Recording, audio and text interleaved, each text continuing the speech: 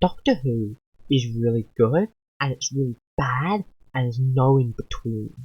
Either Doctor Who is like heaven sent, and by that I mean either it's sent from heaven, or it is the episode Heaven Sent, which is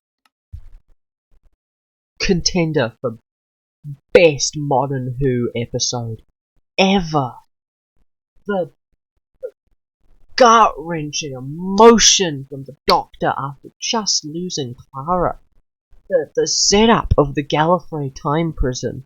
I've watched that episode like every now and then just to remind myself, ooh, good shit, you know? Sometimes the episodes are like that, and sometimes they're like, ooh, what if superheroes? And it's like, no, what if we just stopped and wrote a cool and interesting story? And then sometimes they're the latest one, Church on Ruby Road, which is both. Sometimes it's Church on Ruby Road, which is both. That's a good episode. Shudigatwa is amazing up there. Like, I think, honestly, Shudigatwa, Peter Capaldi, Jodie Whittaker, she's pretty cool as well. They're like favourite modern Who Doctors. Classic Who favourite is of course John Pertwee.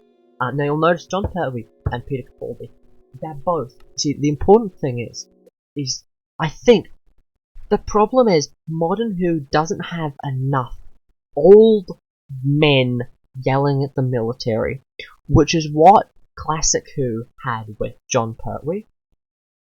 Because for those who don't know, and for those who haven't seen Doctor Who, just stop and watch some Doctor Who. I'm just going to talk about Doctor Who. Doctor Who's really good. Classic Who, John Pertwee. For that, it's a forced regeneration. Because the Time Lords and things. So John Pertwee, the Doctor, forced regeneration because, you know, Time Lords are all mean. Like, don't go messing around with Earth's affairs. Ooh, you like Earth so much? How about you spend an entire regeneration there? And then he spends an entire regeneration trapped on Earth without access to the TARDIS, which is fascinating.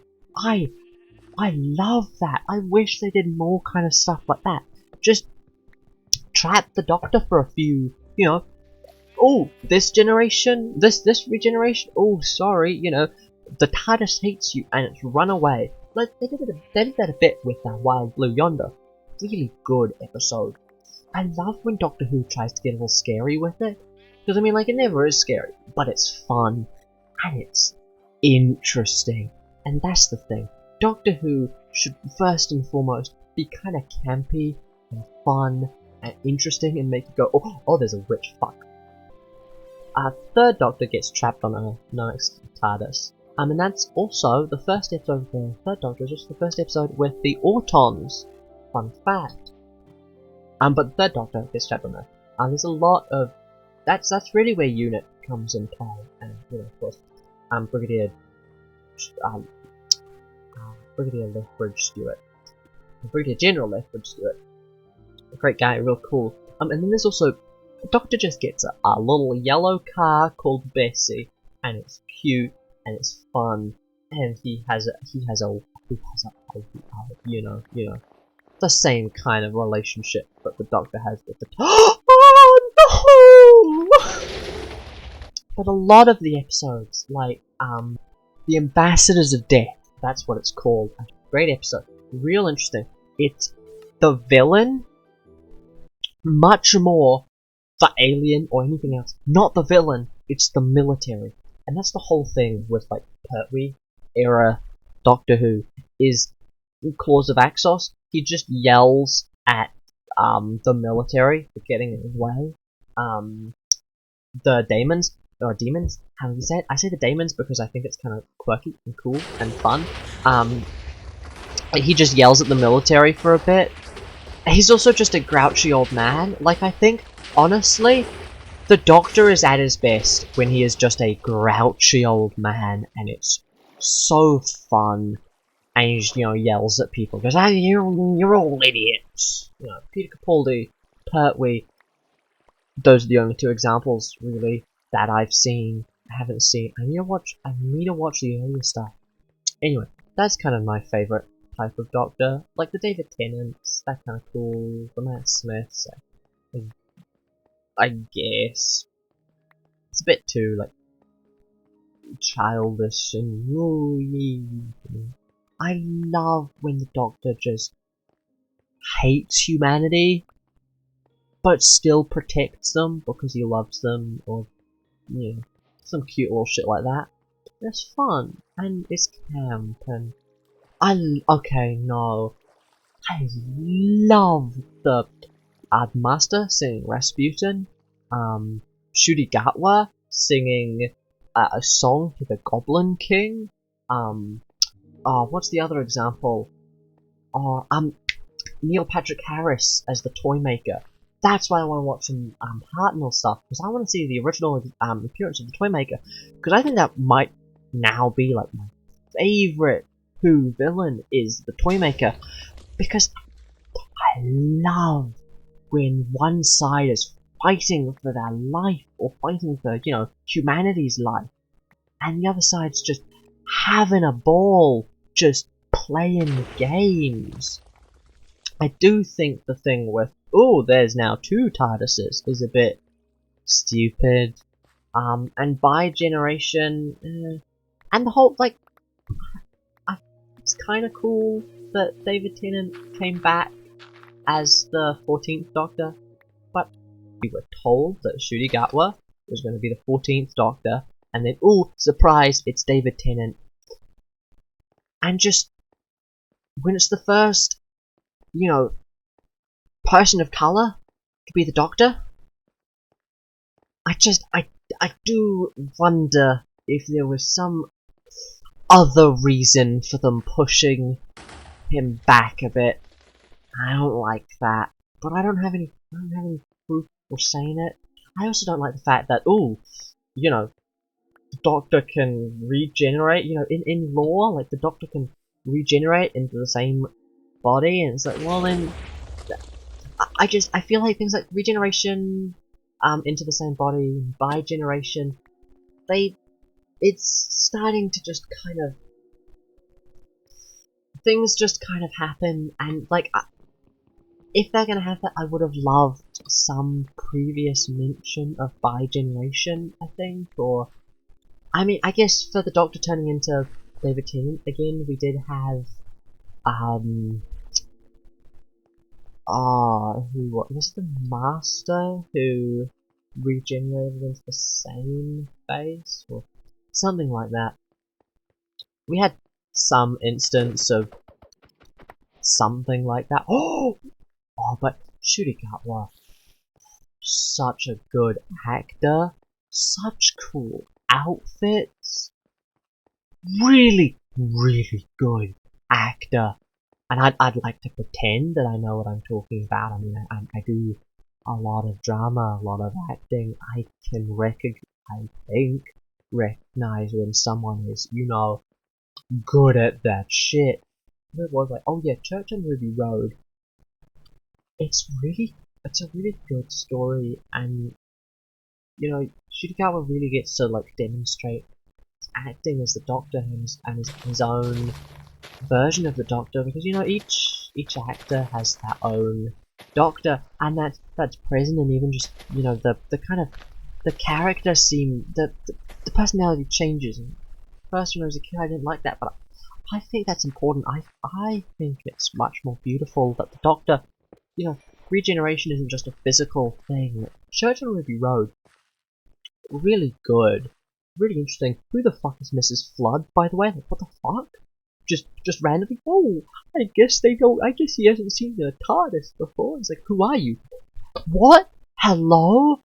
I need to see more. I want to find out. That's foreshadowing for something. What is it? I need to watch more. Good. That's good. I like that. That's story. But the villain is goblins. That's it. It's just, ooh, there are goblins and they eat babies.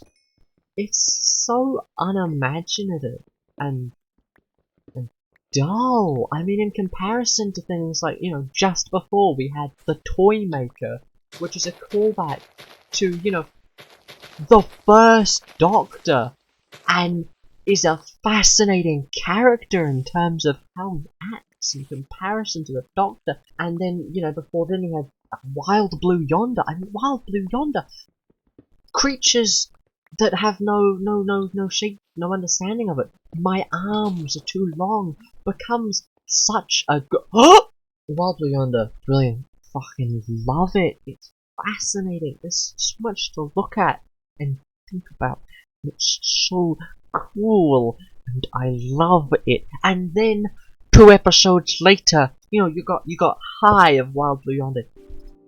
To then go to like, ooh, it's well written, except for the everything other than the characters.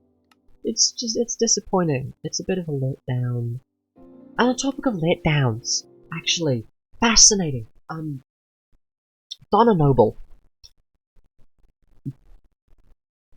I have more to say, but I have more to say. Anyway, Donna Noble.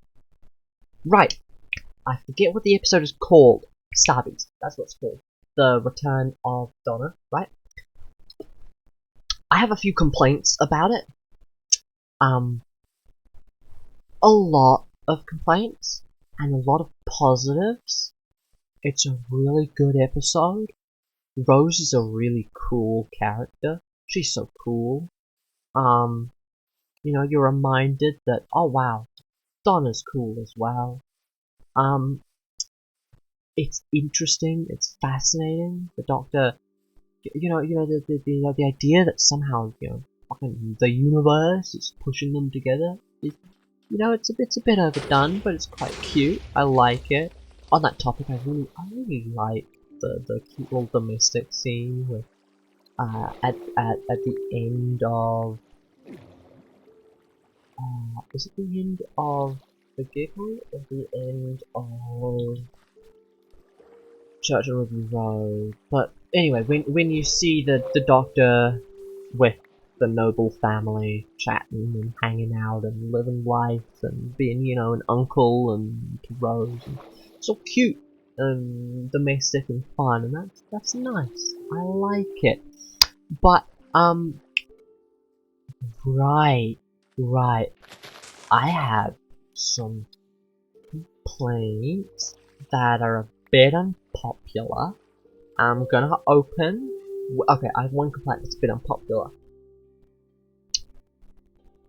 Donna should have died. Hear me out. Hear me out. Hear me out. It would hurt a hell of a lot. Wilfred Mott, one of the best characters in Doctor Who. God, I love Bernard Cribbins. I'm so sad he's dead. We love Wilfred Mott here. Wilfred Mott is great. Wilfred Mott is cool. Wilfred Mott is love. Wilfred Mott is life. Wilfred Mott is laugh. Wilfred Mott is live. Wilfred Mott is love. Wilfred Mott is laugh.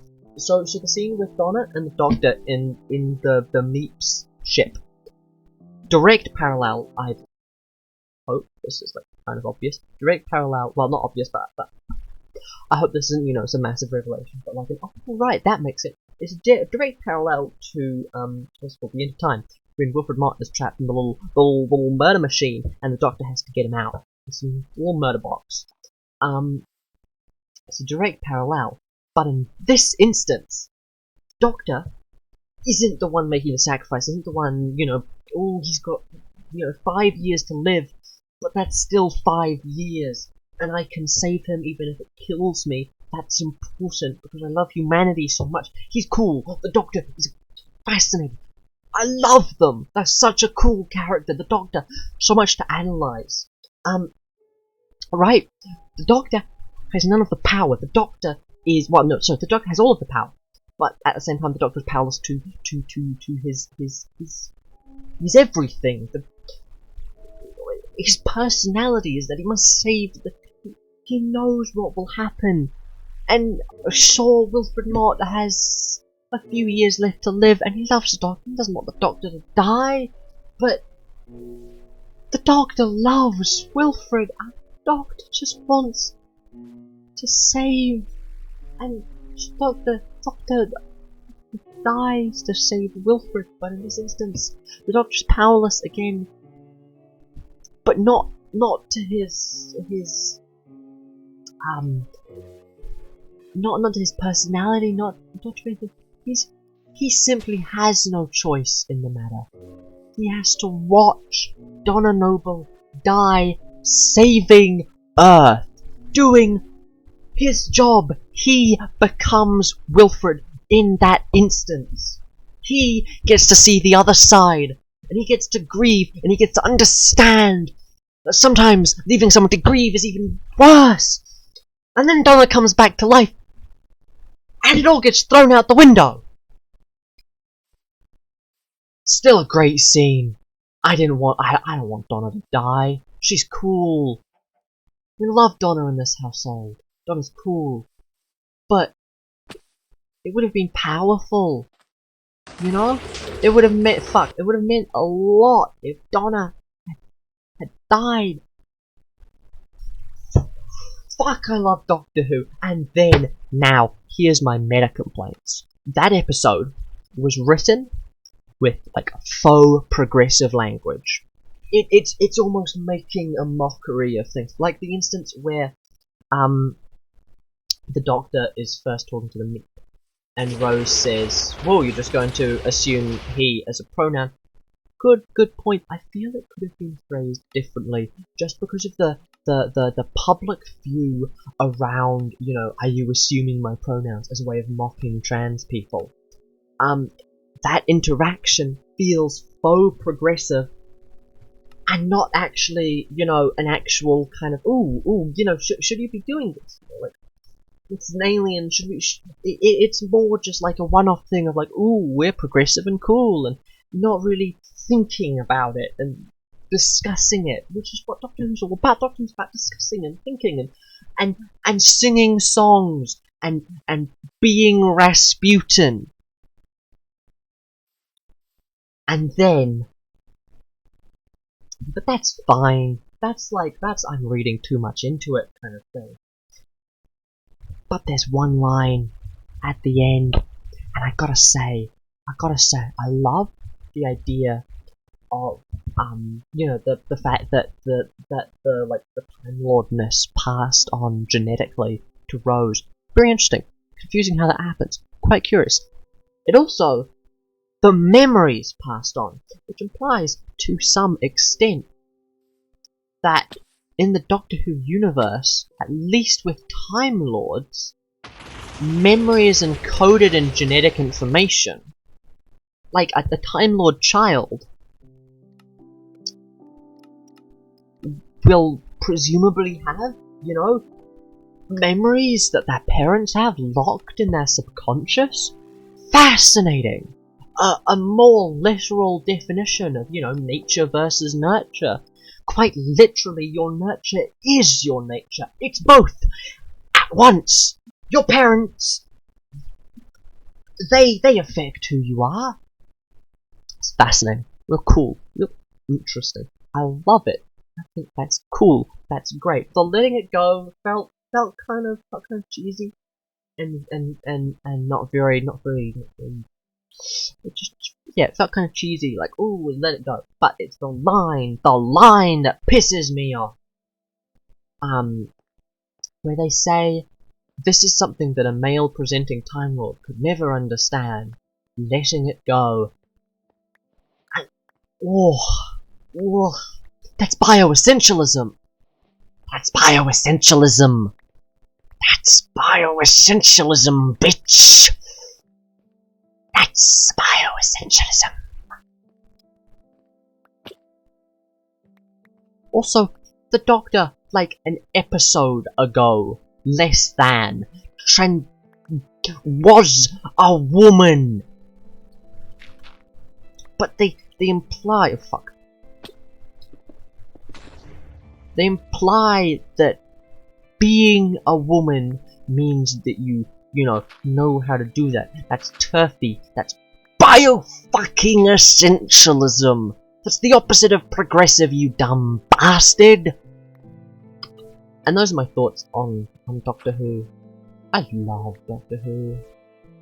Doctor Who's so good, man. Oh, I love Doctor Who. But yeah, sometimes you just gotta have a little bit of literary literacy. That's not the word. That's not the fucking word. Media literacy. You just gotta have a bit of media literacy.